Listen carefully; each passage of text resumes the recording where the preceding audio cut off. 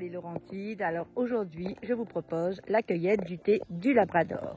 Alors pour le cueillir, bien sûr, il faut le reconnaître. Alors c'est déjà un petit arbuste, c'est-à-dire que c'est jamais très haut. Donc ici, vous voyez, nous avons tout du thé du Labrador qui est en fleurs.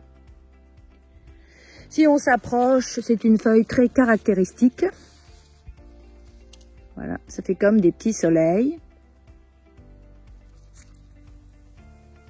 Si on retourne la feuille, on va voir ici, ce sont les feuilles de l'année passée. Ce sont des feuilles qui sont oranges et qui sont soyeuses.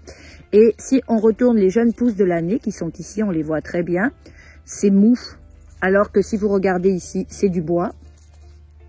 Et elles sont vertes et dessous, elles sont blanches. Alors ce qu'on fait, c'est qu'on va cueillir les pousses de l'année, les pousses blanches qui partent très facilement. Et on va aller les utiliser pour notamment faire du thé.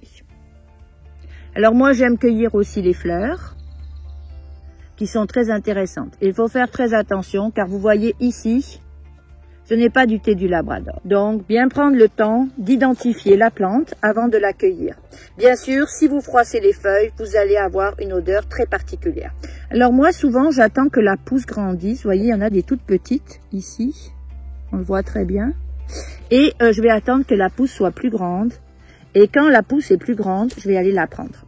J'aime beaucoup faire un mélange parce qu'elles ont vraiment un goût très particulier qui est très intéressant. À la prochaine fois. Au revoir.